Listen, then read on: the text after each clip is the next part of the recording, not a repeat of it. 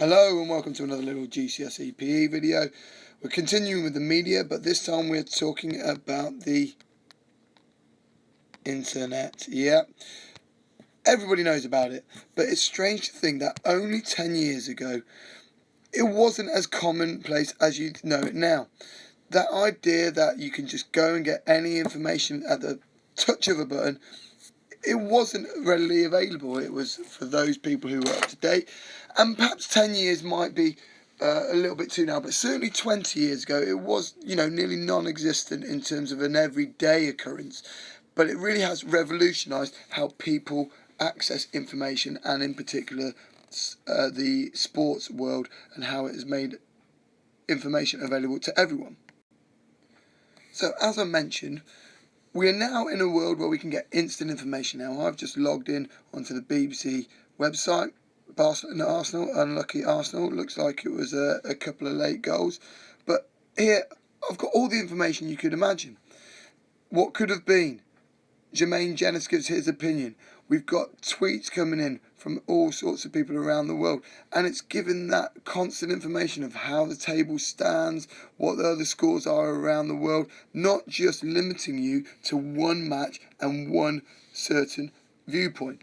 So it gives a minute by minute. So even though I'm not able to watch the match, I can check and see what's going on here. And, there's no limit to what you can do. At a touch of a button, again, there we go, we just have a little look. I'm at rugby. We can even go to whatever sport we want. Golf. Moving on there, and then even your minority sports, which some potentially wouldn't have been had quite as much of a following as previously, like badminton or squash or something like that. They also have access to those things as well. But again, it's not only the elite end that is being affected. At the touch of a button, you've got that access to all sorts of skills that might not have been available to you previously. So I've just randomly come in here, had a little look, picked up all this sorts of how to play guitar, piano. Right, well, I don't really want that, but what I am interested in is looking at if I just refresh this, how to play football. That's what I'm after there. So how to improve my skills. Hi guys, Steve here. Today we're going to improve your control. Thank you to STR Skill School for that little video. And obviously as it goes on, it's giving you a little tutorial about what you can do to become a better footballer. Now obviously we've got all these things that we can look at, and obviously you've got your teachers and those things at school that you can have close links with to show you those skills. But for those of you who want to make your own videos or potentially even teach yourself, there is that wealth of access that you can have at the touch of a button, as I've mentioned before. Well, what do you need to remember? Well, it's instant. Okay, you can get it pretty much anywhere. It's global.